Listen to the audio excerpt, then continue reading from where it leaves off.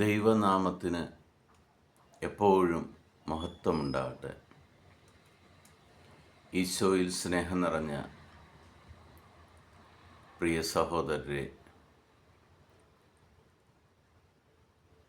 പുതിയൊരു ദിവസത്തിലേക്ക് ദൈവം നമ്മളെ കൈപിടിച്ചുയർത്തിയിരിക്കുകയാണ്.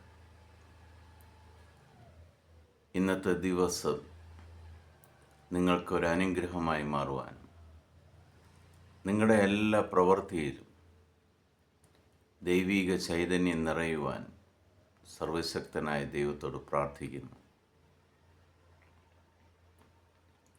ഏത് ഉദ്യമങ്ങളിലേക്ക് നിങ്ങൾ തിരിഞ്ഞാലും അവിടെയെല്ലാം കർത്താവിൻ്റെ സാന്നിധ്യം എപ്പോഴും നിങ്ങളുടെ കൂടെ ഉണ്ടായിരിക്കട്ടെ.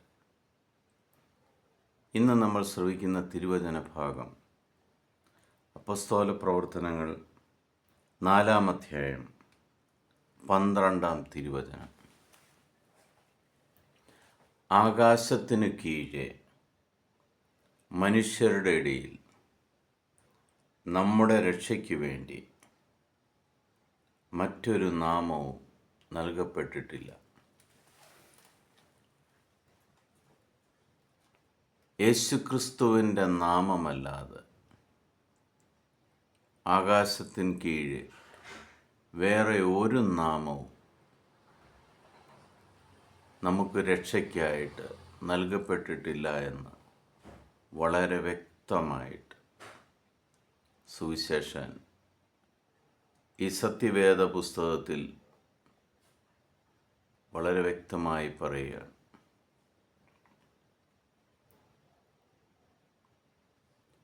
നിന്നെ രക്ഷിക്കുവാൻ ഈ ഭൂമിയിൽ യേശുക്രിസ്തു മാത്രമേ ഉള്ളൂ. നിന്റെ ഏതൊരവസ്ഥയിൽ നിന്ന് നിന്നെ കൈപിടിച്ചുയർത്തുവാൻ ശക്തനായവനാണ് യേശുക്രിസ്തു. ദൈവം മനുഷ്യ ശരീരം പൂണ്ട് ഭൂമിയിലേക്ക് പിറന്ന മനുഷ്യനോടൊപ്പം കഴിഞ്ഞ യേശുക്രിസ്തുവിലാണ്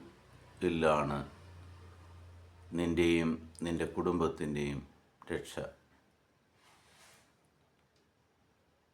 ആ യേശുക്രിസ്തുവിൽ ഉറച്ചു വിശ്വസിക്കുക.